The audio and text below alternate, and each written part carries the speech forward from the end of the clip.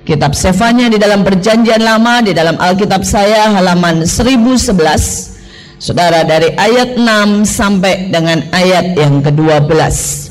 Serta mereka yang berbalik daripada Tuhan dan tidak mencari Tuhan dan tidak menanyakan petunjuknya. Berdiam dirilah di hadapan Tuhan Allah, sebab hari Tuhan sudah dekat. Sungguh Tuhan telah menyediakan perjamuan korban dan telah menguduskan para undangannya. Pada hari perjamuan korban Tuhan itu, aku akan menghukum para pemuka, para anak-anak raja, dan semua orang yang memakai pakaian asing. Aku akan menghukum pada hari itu semua orang yang melompati ambang pintu dan memenuhi istana Tuhan mereka dengan kekerasan dan penipuan. Pada hari itu, demikian firman Tuhan, akan terdengar teriakan dari pintu gerbang ikan dan ratapan dari perkampungan baru, dan bunyi keruntuhan hebat dari bukit-bukit. Merataplah hai penduduk perkampungan lumpang, sebab telah habis segenap kaum pedagang dan telah lenyap segenap penimbang perak. Pada waktu itu aku akan menggeledah Yerusalem dengan memakai obor dan akan menghukum orang-orang yang telah mengental seperti anggur di atas endapannya, dan yang berkata dalam hatinya, Tuhan tidak berbuat baik dan tidak berbuat jahat. Sampai di situ firman Tuhan. Saudara, pada hari-hari ini, saudara, dunia kita sedang menawarkan begitu banyak hal, saudara, yang namanya kenyamanan, materialistis, saudara, instan, semua yang dibuat serba enak, serba cepat, serba, saudara, murahan. Dan saya berdoa supaya arus yang seperti itu tidak sedang menjamah gereja, tapi arus yang berbeda kembali kepada prinsip Alkitab. Saudara, kalau kita pelajari, coba saya mau tanya sama saudara, siapa saudara ya orang yang dikasihi Tuhan dan menjadi besar dan hidupnya santai-santai aja, hidupnya tenang dan tidak terjadi apa-apa dalam hidupnya?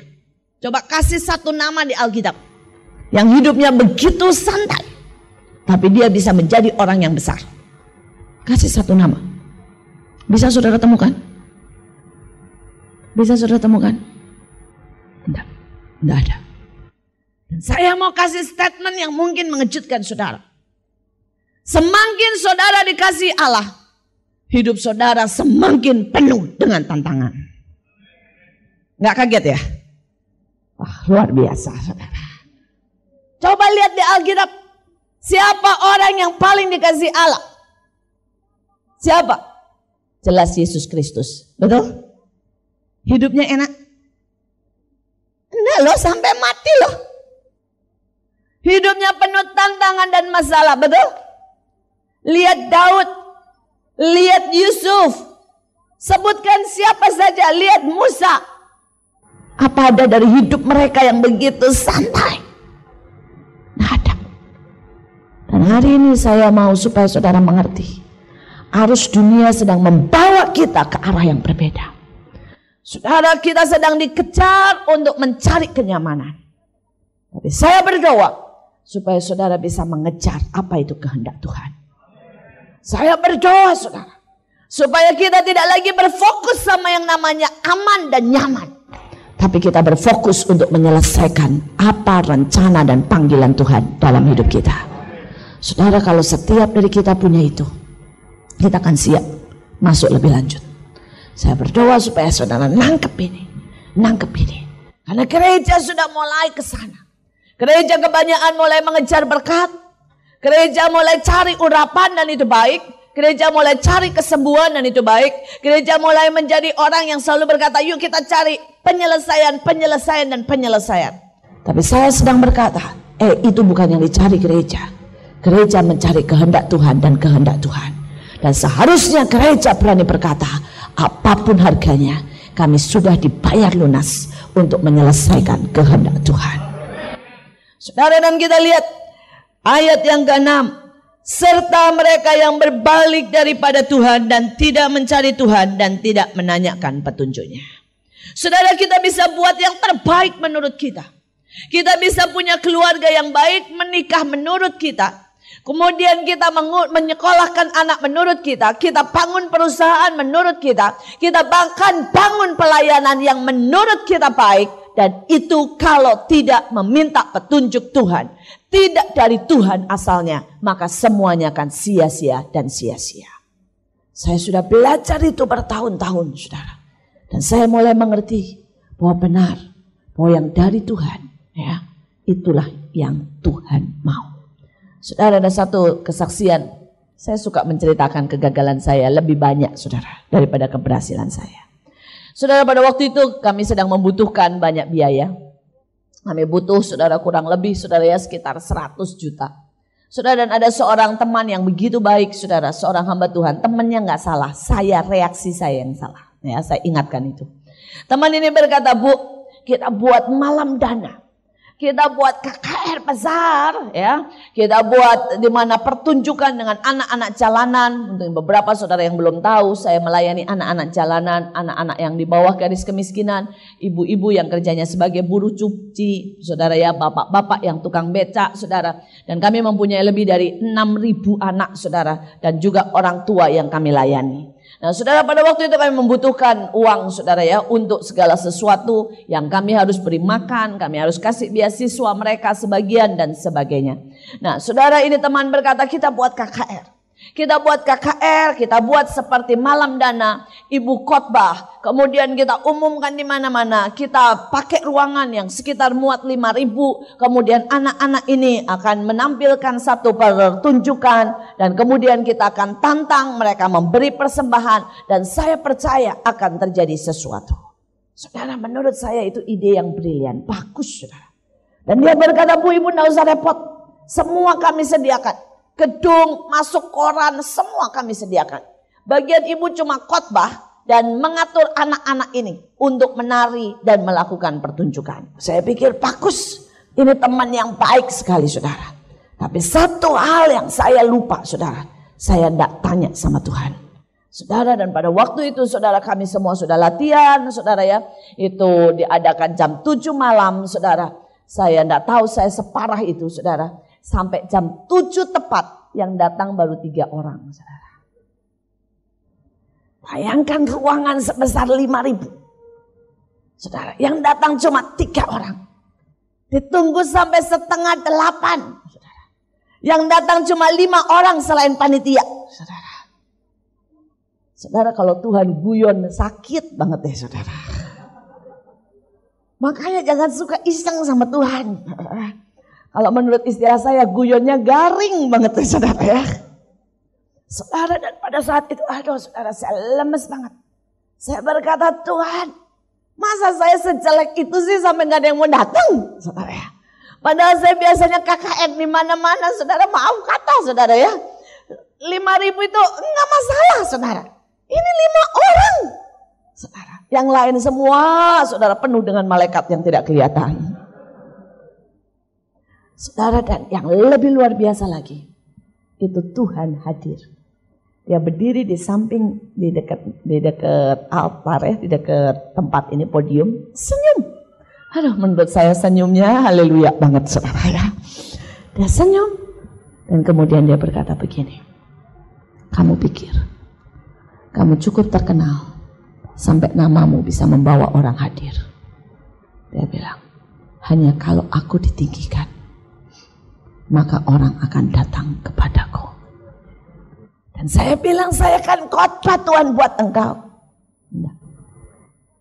Selama engkau tidak menaruh kehendakku, rencanaku, keputusanku, maka engkau tidak sedang meninggikan aku. Engkau sedang meninggikan apa yang kau mau.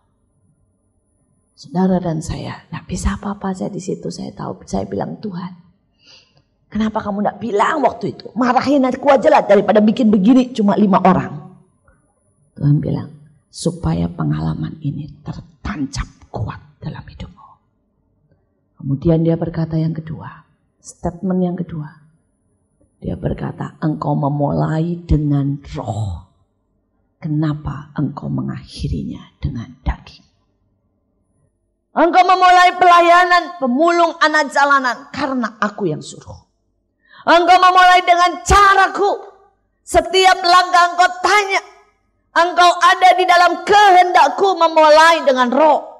Kenapa mendadak engkau memulai berpindah kepada daging? Saudara, saya tahu pada saat kehendak manusia ini memimpin seluruh kehidupan kita, maka itu kedagingan yang mulai menguasai. Saudara, statement yang ketiga, dia berkata, engkau selalu diajar untuk berjalan dengan iman dan anugerah. Kenapa engkau sekarang menjadi seorang pengemis? Saudara, waktu itu saya tahu bukan masalah malam dananya yang salah, tapi hati saya yang mengandalkan manusia, yang berharap pada manusia. Saudara, itu membuat mental saya bukan lagi mental orang yang punya iman, bukan mental orang yang punya anugerah dan berdiri atas anugerah Allah, tapi mental saya mulai menjadi seorang pengemis yang hanya mengharapkan, saudara, receh dari manusia dan mengharapkan receh dari Tuhan. Padahal kita tahu, kalau kita melakukan kehendak Tuhan, maka Tuhan bertanggung jawab untuk bayar bilnya. Amin. Ada di sini yang nyuruh pembantu ya, bilang, mbak beli cabai, lombok, tahu, tempe, sayur, apa deh semuanya. Terus kemudian mbaknya bilang, duitnya mana? Cari sendiri dong. Ada yang begitu? Kalau ada pembantu yang bisa digituin, bawa ke saya. Hebat tuh pembantu, saya juga mau. Gak ada tuh. Kalau saudara suruh pembantu saudara belanja, itu kebutuhan dan kepentingan saudara, maka saudara pasti kasih uang. Betul? Kalau kita yang namanya manusia saja bertanggung jawab. Betul? Masakan Allah kita, Raja segala raja, tidak bertanggung jawab atas kita. Saudara, dia tidak pernah lupa bayar bilnya. Dia pasti kasih dananya. Dan Tuhan bilang, kenapa? Sejak kapan kau meragukan aku? Sejak kapan kau tidak punya iman? Sejak kapan kau jadi peminta-minta? Saudara, saya sudah tidak bisa apa-apa, saudara ya. Akhirnya saya khotbah di depan 5 orang, saudara. Dan itu pengalaman yang sangat baik, sangat baik. Sampai hari ini, saudara. Setiap kali saya mulai belajar mengambil keputusan, saya akan ingat itu. Saya berkata, dah Tuhan, aku tidak akan pernah mengambil keputusan kecuali Engkau sudah berkata ya. Dan hari-hari di depan, saudara, dia bukan Tuhan yang hanya mengurusi soal gereja. Dia bukan Tuhan yang hanya sibuk, saudara ya, tahu soal yang namanya Alkitab. Saudara, kalau engkau arsitek, insinyur, saudara mungkin akuntan, saudara apa saja, dia tahu persis dalam segala sesuatu. Saudara, dan ini hari-hari, saudara. Kalau engkau tidak mengandalkan Tuhan, maka kegoncangan, kerepotan apapun yang terjadi di dunia ini akan melanda kita. Tapi kalau saudara mengandalkan Tuhan, engkau akan lihat bahwa kita akan diluputkan dari segala sesuatu. Saudara, pada waktu tsunami, saudara ya, saat itu kami sudah booking tiket, saudara, pergi ke Thailand. Ke hotel di mana saudara lihat itu hotel diterpa oleh tsunami. Tapi pada waktu kami mau booking tiket, saudara mau bilang ya, tiba-tiba Tuhan berkata kepada ayah saya. Ya, kami karena setiap tahun saudara kami selalu berlibur bersama-sama. Saudara, dan tiba-tiba saudara Tuhan berkata kepada ayah saya, stop, tidak ke sana, tapi ke Bali. Saudara, dan kemudian kami memutuskan ke Bali, saudara. Dan pada waktu itu kami berangkat tanggal 25, saudara, sampai 28. Jadi waktu yang sangat tepat untuk tsunami, betul? Saudara, dan pada waktu kami di Bali, kami lihat PAM terjadi, saudara. Tuhan berkata, kenapa kamu tidak boleh ke Thailand? Saya belajar. Tuhan tahu dan Tuhan tahu. Jangan kita berpikir soal berlibur. Ya, kita bisa atur kapan waktunya. Saudara, beberapa waktu yang lalu saya harus berangkat pelayanan ke Surabaya, seminar. Saudara, di sana saya seminar jam 10. Saudara, tetapi Tuhan bilang jelas, kamu berangkat dengan pesawat yang paling pagi dari sini. Waktu itu masih ada pesawat yang paling pagi buat ke Surabaya 5:30. Saya bilang, kenapa? Itu membuat saya nanti nunggu lama di sana. Kan lebih praktis kalau saya berangkat yang jam 8 sampai sana jam 9. Saudara ya, dan istirahat atau pergi ke tempat pelayanan dan kemudian mulai pelayanan. Tidak capek, saudara. Tapi kalau saya berangkat 5:30, berarti saya harus dari rumah jam 4 pagi. Berarti saya harus bangun, saudara ya, lebih pagi lagi. Itu akan meletihkan, dan saya seminar hari itu 3 session, saudara. Saya berkata, Tuhan, ini meletihkan. Tapi Tuhan tidak ngomong apa-apa. Dan saya mau bilang sama saudara, Tuhan minta kita taat, tidak minta kita ngerti. Oke? Ada banyak orang selalu meminta dia ngerti. Minta Tuhan kenapa dan kenapa dan kenapa. Saudara, ketaatan yang dibuat karena kita mengerti itu bagus, tapi nilainya kurang. Tapi ketaatan yang saudara lakukan bulat, ngerti nggak ngerti, enak nggak enak, pokoknya taat, itu nilainya 100. Saudara ya. Jadi saya berdoa supaya saudara menjadi satu angkatan yang mendapat nilai 100 terus. Ngerti nggak ngerti, taat aja. Amin. Saudara boleh minta peneguhan, itu tidak masalah. Karena Alkitab berkata, uji setiap roh, saudara. Tetapi lakukan dalam ketaatan sekalipun kita tidak mengerti. Saudara dan saya berangkat, saudara ya, ke Surabaya jam 5:30 tanpa mengerti. Sampai di sana, saudara. Teman saya juga sama-sama seminar. Tapi teman saya bukan soal rohani, dia seminar soal baju, fashion dan sebagainya. Saudara, dan begitu sampai di sana kurang lebih jam 7:30 handphone saya bunyi. Dan teman saya berkata, "In, lu di mana?" Saya bilang, "Saya udah di Surabaya." Dan dia berkata, "Aduh, kamu bener loh." Karena kita dulunya mau berangkat samaan, tapi dia milih yang jam 8, saudara ya. Saya milih yang pagi, saudara. Saya bilang, saya enggak tahu, saya pilihlah yang pagi. Dia berkata, radar di Cengkareng, kalau saudara pernah dengar waktu itu, radar di Cengkareng itu rusak semuanya. Dan pesawat semua di-delay 3 sampai 4 jam. Saudara, dan saya berkata, wow. Tuhan bilang, sekarang kamu tahu kenapa kamu saya suruh berangkat pagi? Karena tadi pagi belum rusak, kata Tuhan ya. Saudara, kadang-kadang Tuhan bilang, coba percaya saja. Ya. Karena itu saya berdoa supaya hari ini, saudara benar-benar saudara meminta petunjuk Tuhan buat sekolah, buat masa depan, sekolah anak saudara, buat masa depan. Untuk pekerjaan saudara, untuk perdagangan saudara, untuk gereja saudara. Karena tanpa kita memiliki ketepatan, hari-hari ini akan ada banyak kekalahan. Sekali lagi saya berkata, ini hari-hari di mana untuk perang dimenangkan, saudara membutuhkan ketepatan.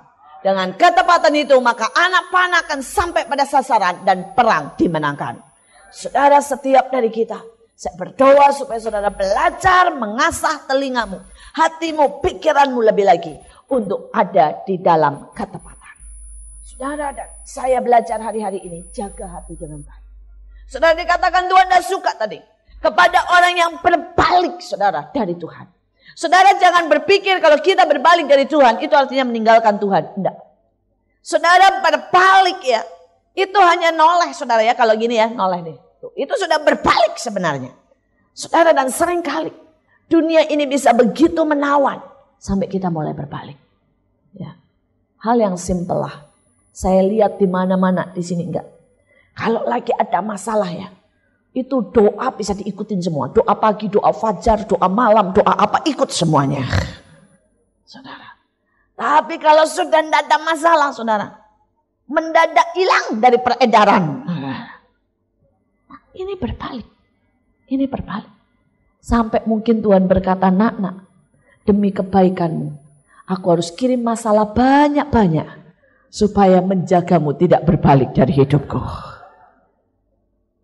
Saudara tidak minta begitu dah? Atau tanpa sadar kita minta dibegitukan?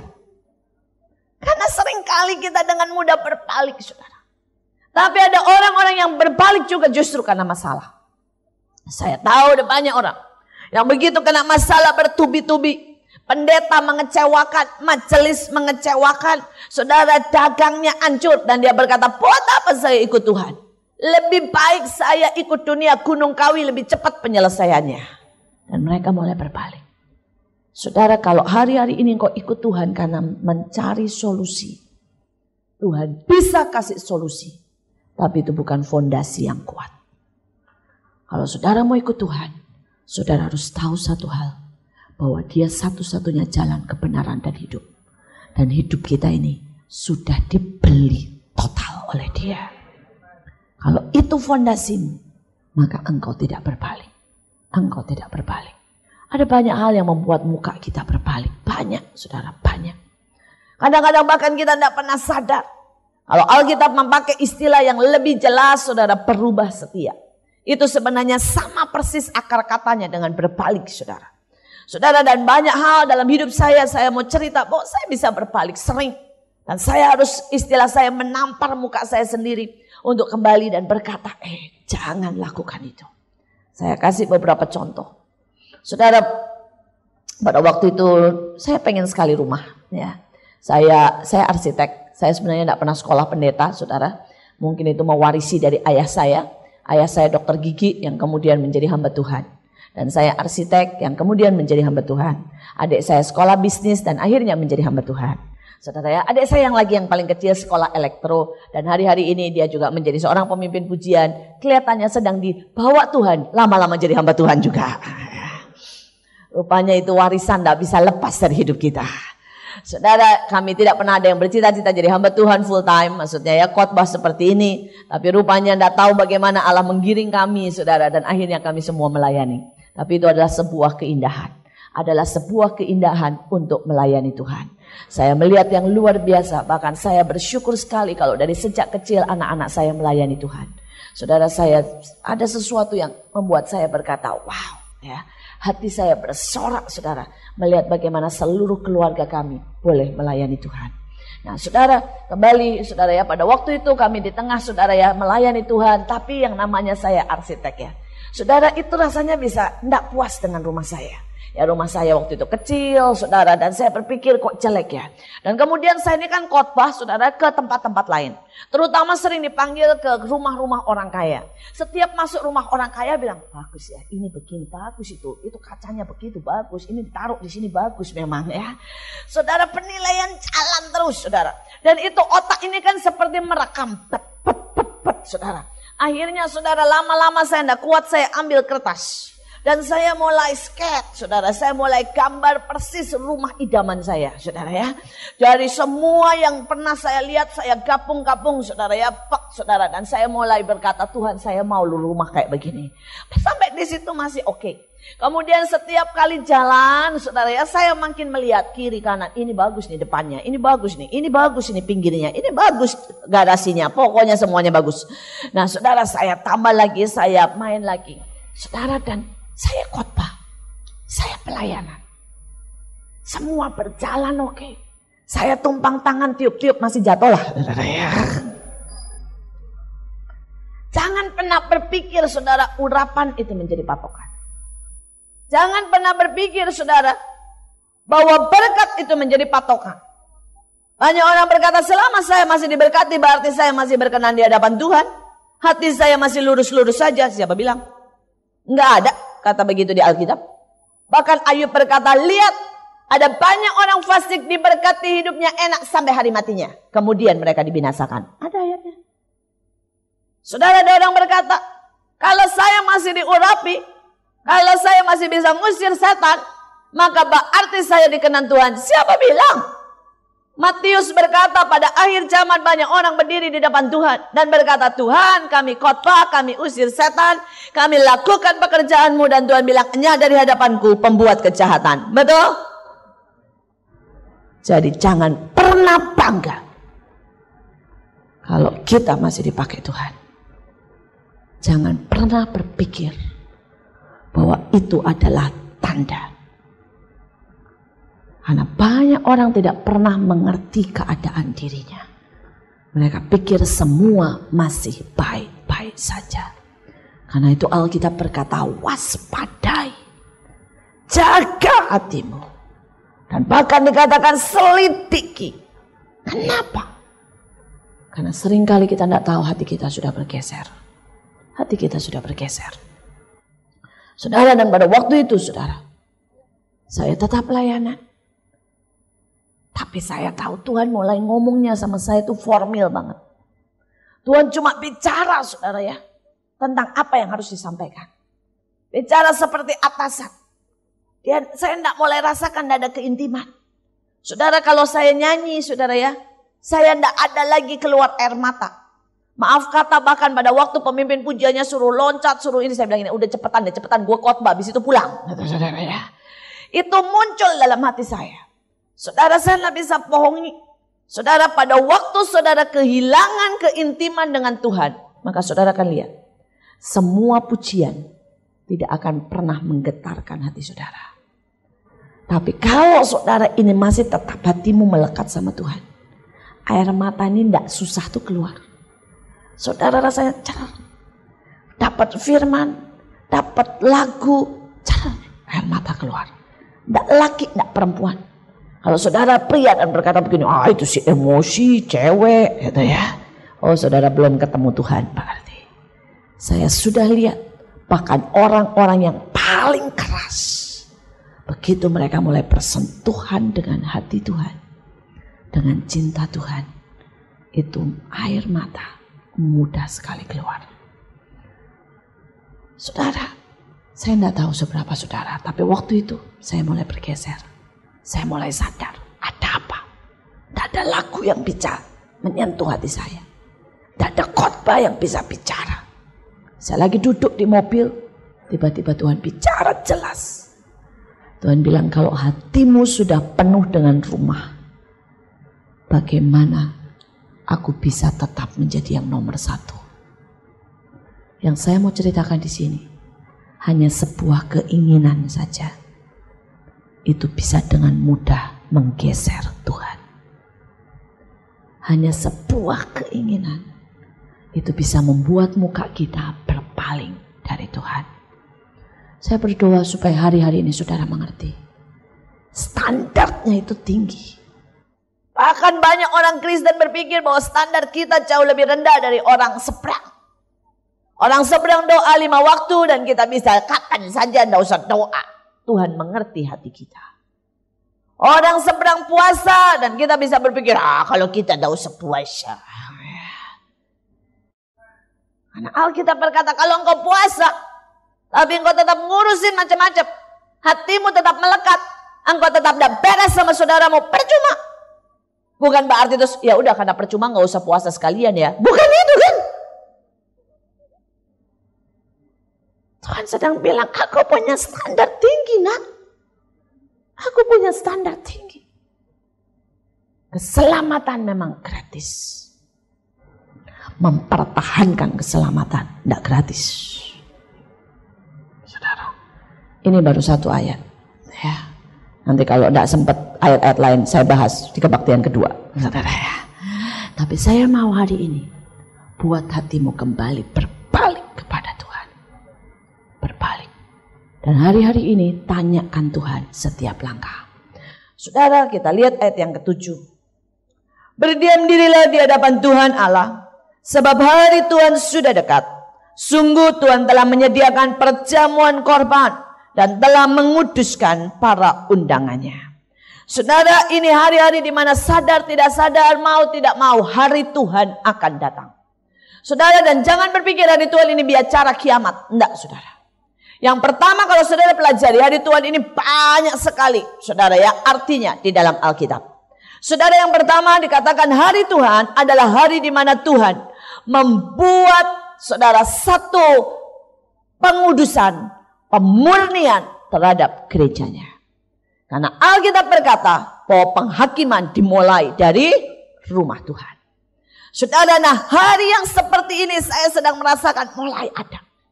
Saudara, Tuhan akan mulai saudara menggoncangkan setiap anak-anak Tuhan. Bahkan keluarga-keluarga. Menggoncangkan pelayanan-pelayanan. Menggoncangkan saudara apapun yang bisa tergoncangkan. Supaya tinggal yang tidak tergoncangkan. Saudara, Alkitab berkata kita akan bisa dan diharuskan melewati api. Supaya kelihatan yang mana yang murni, saudara. Saya melihat ada banyak orang yang kelihatannya oke banget dalam pelayanan. Kemudian api itu mulai datang. Dia dikecewakan. Saudara, dia tidak dianggap. Langsung berkata, ngapain? Mendingan saya keluar dari pelayanan kalau seperti ini.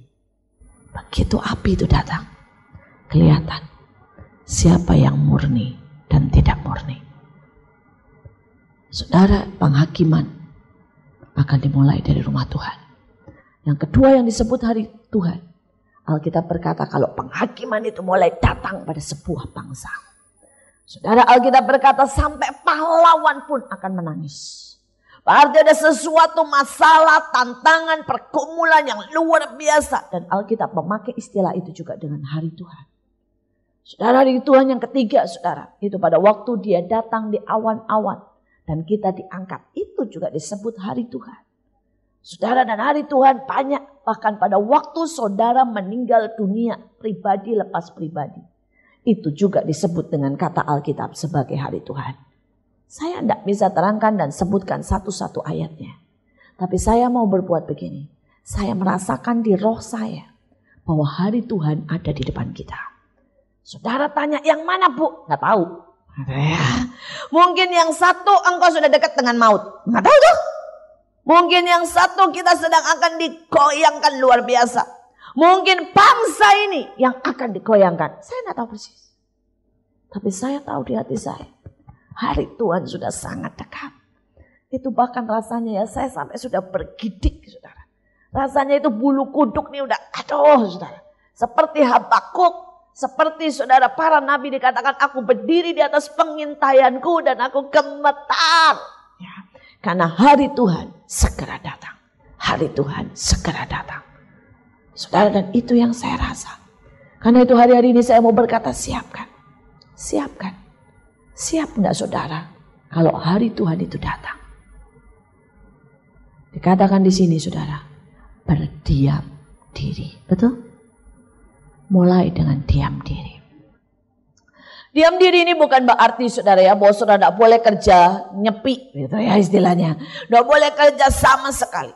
Tidak boleh saudara ngapa-ngapain. Tidak. Tapi coba saudara, bisa tidak di dalam ini tenang? Yakobus berkata, jadilah tenang supaya engkau bisa berdoa. Ada banyak dalam hidup manusia itu tidak pernah tenang di dalam. Saudara, mereka punya yang namanya saudara pergolakan yang tidak pernah selesai. Saudara, di dalam mungkin saudara ini masih marah, sakit hati, khawatir, benci saudara. Kemudian saudara punya ambisi. Saudara, Alkitab menyebutnya sebagai orang-orang pengembara. Saudara, hatinya tidak pernah tenang. Saya lihat saudara ya, suami-suami, istri-istri yang punya rumah cukup bagus bilang, wah enggak cukup, lihat tetangga kita rumahnya sudah bagus. Ya kita kurang nih renovasi. Nah, nanti begitu renovasi selesai saudara. Bilang ini enggak cocok nih ya. Bangku-bangku nih enggak cocok nih bangku-bangku semuanya. Ganti-ganti mebelnya. Kita ganti yang baru lagi. Kemudian nanti kita lihat lagi. Wah enggak cocok ya, rumahnya bagus, masa mobilnya jelek. Ganti mobilnya ganti. Enggak pernah puas di dalam. Nanti mobil diganti selesai. Dia bilang sekarang pas nih. Masuk mobil udah keren. Rumah sudah keren. Lihat saudara ya, kursi-kursi semua mebel sudah keren. Tiba-tiba lihat pasangannya, tidak tahu suaminya atau istrinya. Dan dia bilang, ini yang tidak cocok, ini juga perlu diganti. Saudara, yang saya mau ngomong ini loh, hati ini tidak pernah puas. Saudara, bukan masalah apa-apa, saudara ya. Orang bisa punya ranjang yang terbaik, tapi tidak bisa tidur karena hati tidak puas. Tidurnya tidak bisa didapat saudara. Ya, dengan yang namanya spring bed terbaik. Saudara, saya ketemu dengan orang-orang yang makan. Aduh saudara, saya kadang-kadang itu tobat. Saya pernah diajak makan saudara ya. Steak. Satu potong steak sekecil ini saudara. 550.000. Satu potong begini. Saya nanya, ini kenapa steak ini mahal banget? Satu potong kok 550.000. Oh ini sapinya khusus bu, katanya ya. Sapinya itu dari Jepang, ya, tidak boleh gerak dari kecil. Jadi sapi itu tidak gerak, saudara, sama sekali dikotakin, saudara. Saudara, dan sapi ini tidak minum air, minumnya sake supaya dagingnya empuk, saudara ya.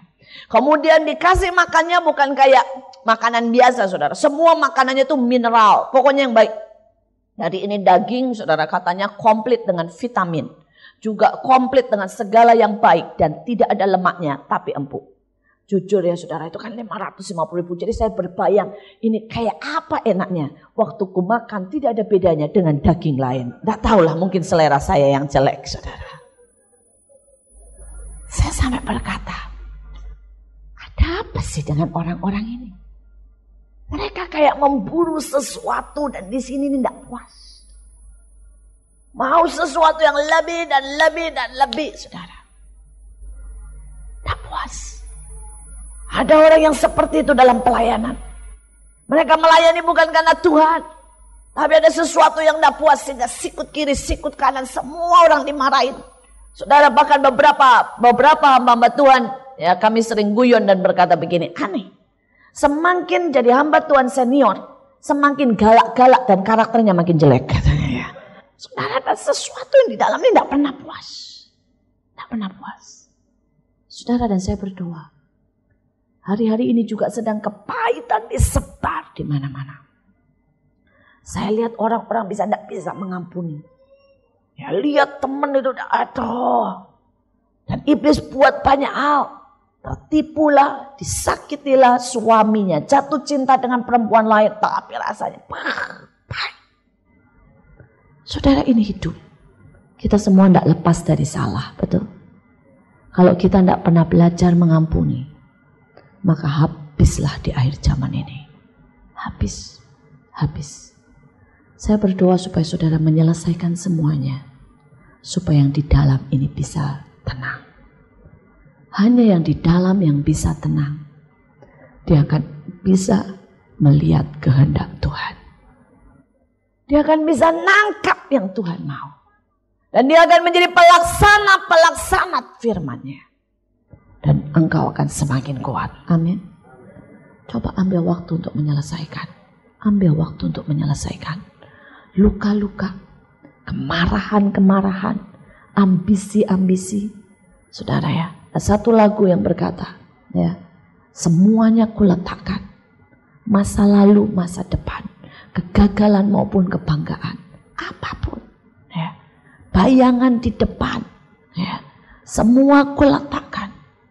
Supaya aku bisa jadi seperti yang kau mau. Saudara, saya berdoa supaya kita mencapai titik itu. Pada waktu kita mencapai titik itu yang namanya diam. Di sini ini tentram. Di sini ini tentram. Ya. Saudara, lebih lanjut lagi.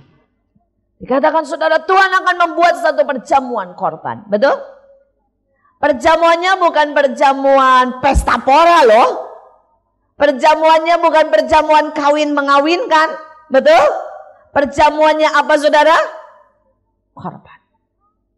Ini di depan akan ada satu pesta korban yang Allah tantang buat setiap kita. Kalau namanya saja sudah perjamuan korban, pesta korban, maka yang datang harus siap buat berkorban. Saudara, kalau saudara lihat ayat 8 dikatakan, mereka yang pakai baju asing dihukum. Saudara, dan baju asing ini bicara selfish, kesombongan, cinta diri sendiri, keegoisan. Mereka yang tidak siap berkorban, maka mereka memakai jubah asing. Mereka yang tidak siap melepaskan. Mereka yang datang dengan berkata, aku mau jadi pemerintah, aku mau dapat sesuatu, aku mau nikmati sesuatu. Kau pakai baju asing. Selama ini kalau kita kebaktian, banyak di kita termasuk saya selalu berpikir, saya dapat apa ya di kebaktian? Firmannya oke nggak ya? Puji-pujiannya mantap nggak ya? Kita datang dengan ya, mengharapkan sesuatu, betul? Tapi akan datang waktunya, saudara diundang ke perjamuan korban. Datang dengan bawa sesuatu. Dan ini sudah sangat dekat. Hanya orang-orang yang berani berkorban akan menikmati Tuhan. Dan ini merupakan perjamuan menurut saya saudara ya. Ini merupakan satu kesempatan untuk menjadi pasukan akhir zaman yang menggenapkan semua rencana Allah.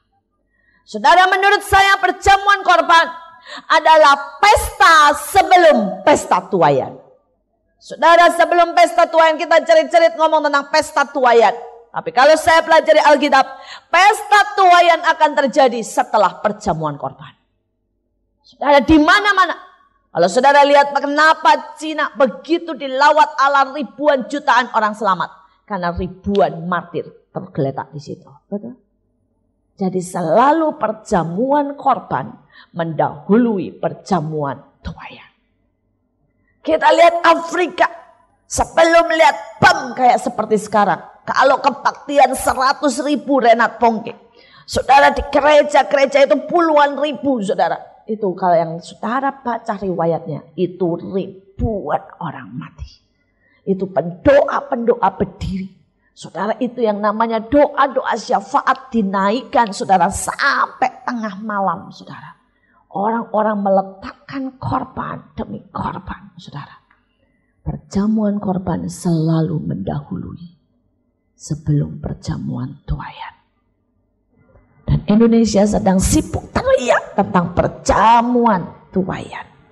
Dan saya bilang jangan lupa, tidak ada yang bisa masuk ke dalam perjamuan pesta tuayan sebelum pesta korban kita lewati. Saudara, dan siap tidak kita? Siap tidak kita?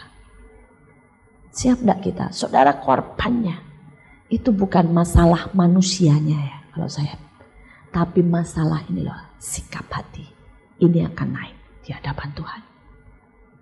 Saya mau cerita ya, beberapa saja. Mulai dari hidup saya. Pada waktu Tuhan mulai panggil saya untuk pelayanan anak-anak jalanan, pemulung saudara ya. Kami dapat tempat di Bantar Gebang dan sebagainya. Itu Bantar Gebang tempat pembuangan sampah. Penuh dengan sampah, ada gunung-gunung sampah saudara ya. Ada yang namanya saudara danau hitam karena itu semua dari air sampah. Nah saudara, pada waktu itu Tuhan mulai saudara suruh. Tapi begitu saudara, Tuhan berkata begini, nak, kamu tahu harganya. Harganya adalah seluruh kehidupan. Saya bilang iya. Saudara, dan pada waktu itu saya ngandung. Saya melayani di sana. Beberapa orang tahu saudara bahwa di sana itu sumber yang namanya semua virus dan penyakit. Saudara, itu anak-anak semuanya saudara ya, batuk pilek-pilek dari hijau kuning-kuning hijau lagi enggak tahulah saudara. Seumur hidup mereka enggak pernah sembuh. Yang namanya kudis, yang namanya kutu itu ya sampai 7 lapisan di bawah kulit sampai saudara. Saudara, kami lihat yang parah-parah. Semua penyakit. Saudara, dan pada waktu kandungan saya kelima saya di USG. Dan tiba-tiba saudara, ya, saat itu dokter berkata, ada kelainan dalam anak saya.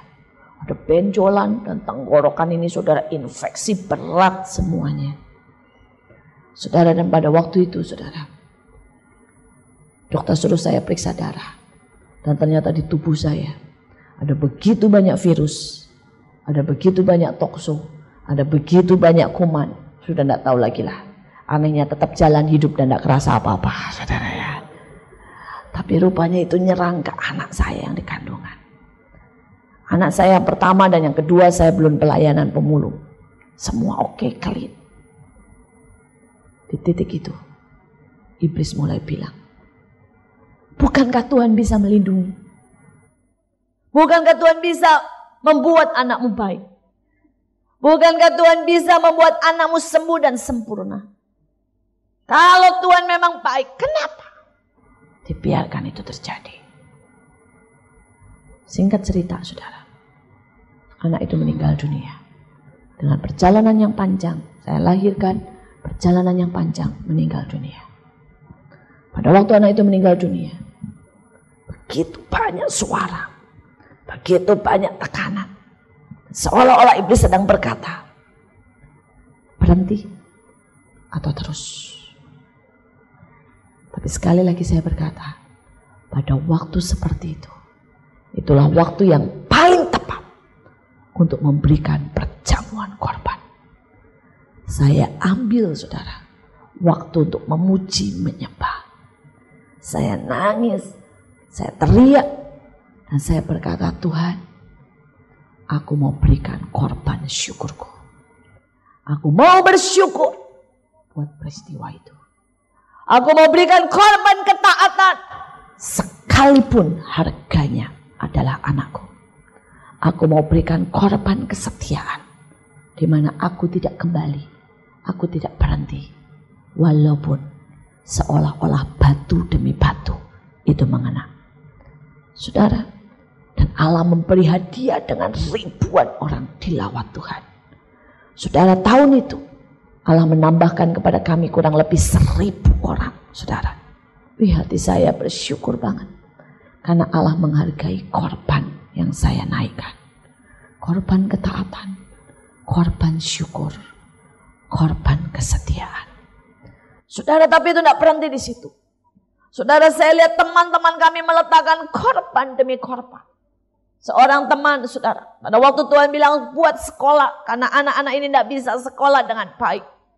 Saudara, saya bilang sama teman saya, dia adalah donatur. Dia dulunya sudah melayani sebagai pendoa, tapi dia masih kerja. Saudara, dan dia kerja dengan gaji 20 juta lebih. Dan saat itu Tuhan bilang, tanya sama dia. Saya tidak bilang semua mesti full time. Tapi waktu itu Tuhan bilang jelas. Orang ini dan orang ini, itulah yang akan memimpin sekolah. Bikin program, memimpin sekolah. Saudara, dan saya tanya sama teman 2 orang ini. Saya bilang saya tidak bisa gaji loh. Ini sekolah buat anak-anak yang miskin. Tidak akan ada pembayaran yang banyak.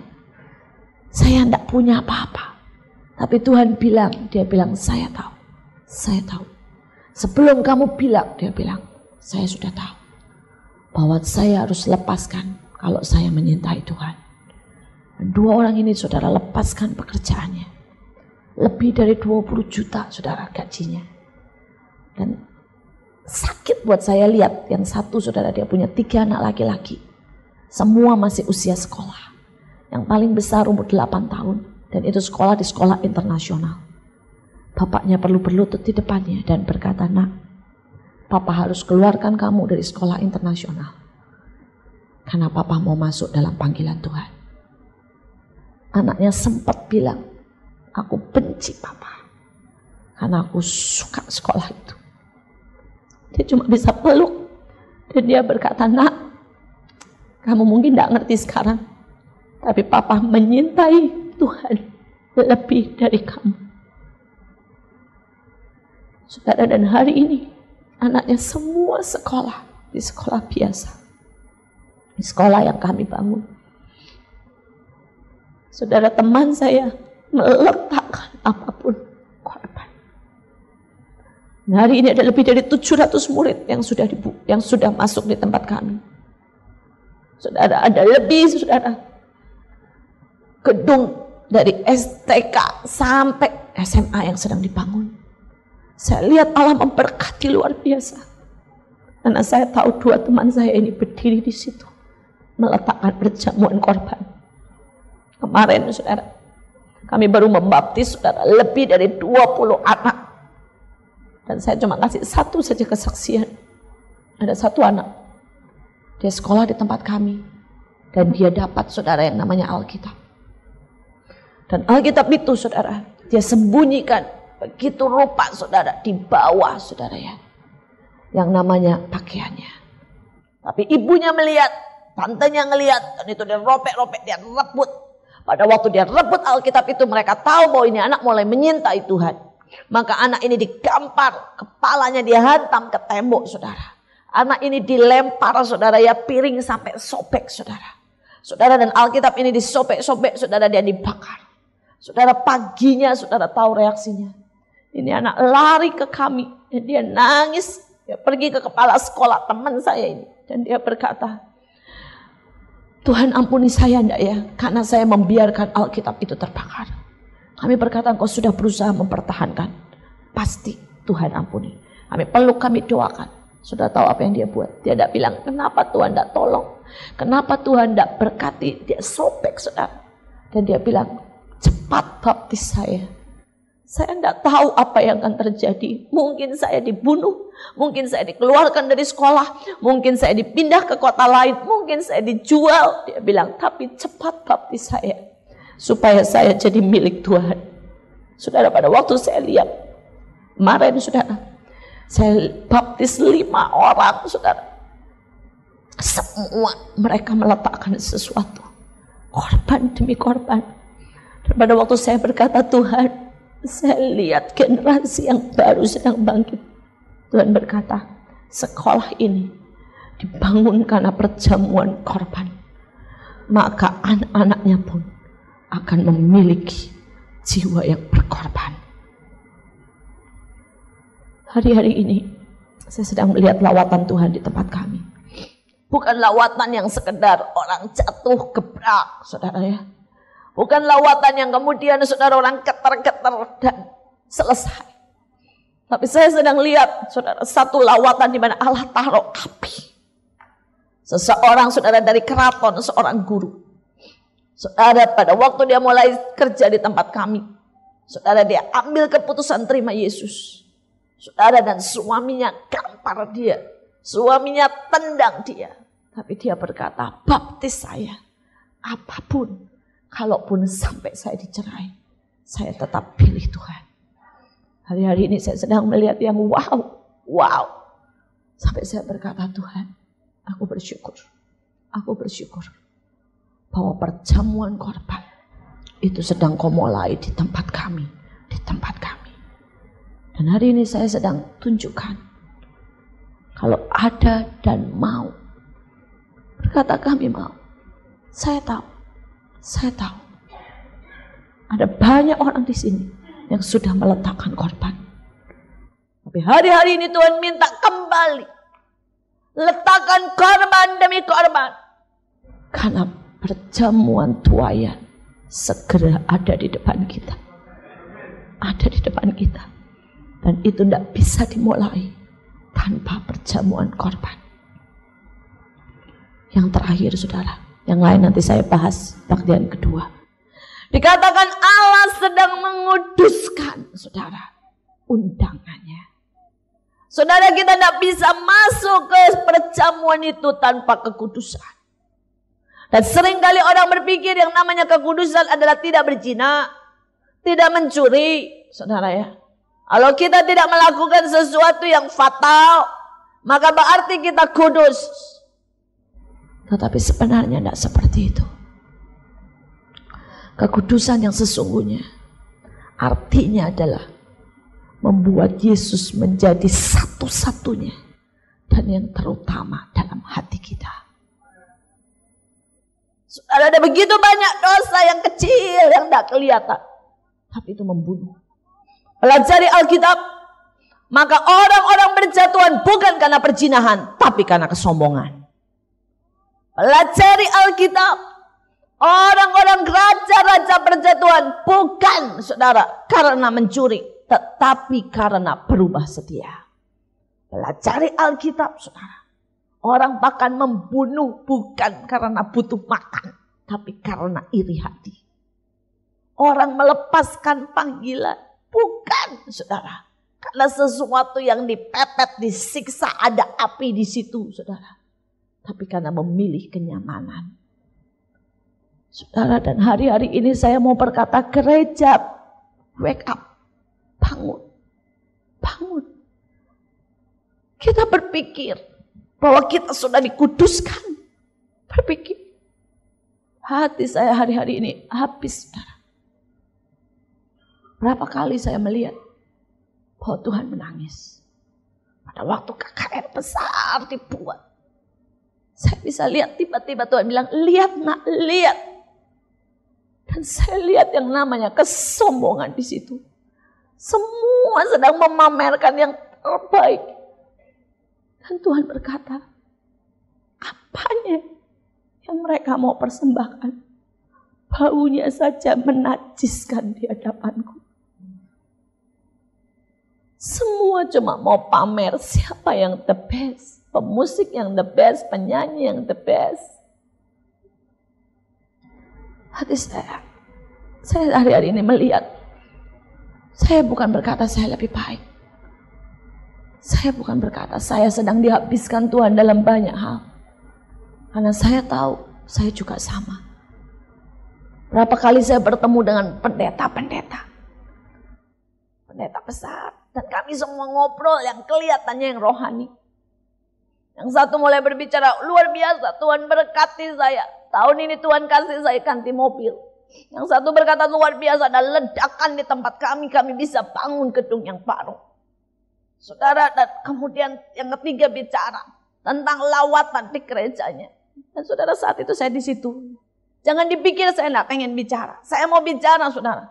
Bahwa Tuhan sedang buat 3 sekolah. Tuhan biayai sekian miliar. Tapi tiba-tiba Tuhan bilang, Apa yang sedang kalian bicarakan? Kalian tidak bicara tentang aku. Kalian sedang bicara siapa yang terbesar di antara kalian. Saudara, dan jujur ya, itu di antara pendeta loh saudara. Itu roh persaingan. Itu roh kesombongan. Itu roh keduniawian. Nyengkeram luar biasa. Sampai saya berkata, saya ini rasanya kayak tidak tahan untuk tidak ngomong. Saya tidak rela dianggap Tuhan tidak buat apa-apa di tempat saya. Dan Tuhan bilang, kamu tidak sedang mau banggakan aku. Kamu cuma sedang mau berkata, aku juga somebody. Dan saya akhirnya ambil keputusan. Saya bilang, sorry ya, saya ada urusan pulang. Karena saya tahu, bukan masalah pendetanya. Saya 5 menit lagi saya di situ, pasti saya bicara juga. Pasti. Dan saat itu saya sedang berkata, parah. Kamu itu parah. Ini punya Tuhan. Tapi sombongmu itu loh. Merasa itu milikmu, pamermu, apanya. Itu membuat hati saya sakit dan saya berkata, Tuhan, bagaimana mungkin kami bisa masuk perjamuan korban kalau kami begitu kotor. Kami begitu kotor. Hari-hari ini saya sangat merasa bahwa saya sendiri pakai baju asing. Dan saya cuma bisa berkata, buat aku mengerti akan dosa-dosaku. Buat aku sadar Tuhan akan dosa-dosaku. Kadang-kadang saudara, kita yang tahu banyak, mungkin tidak melakukan 50% saja kami tidak melakukan apa yang kami khotbahkan. Itu membuat hari-hari ini saya cuma bisa berkata, mari Tuhan kuduskan aku. Aku tidak mau pakai jubah asing pada waktu Engkau mengadakan perjamuan. Saya berdoa supaya saudara belajar. Saya sebagai istri, saya melihat betapa jeleknya penundukan saya kepada suami saya. Saya sebagai ibu, saya melihat bagaimana saya tidak berikan yang terbaik. Saya cuma mau anak saya berhasil sukses tanpa saya benar-benar mendoakan investasi. Saya tahu saya sebagai bawahan, bagaimana saya tidak tunduk kepada otoritas saya. Hari-hari ini Allah sedang bongkar banyak dalam hidup saya.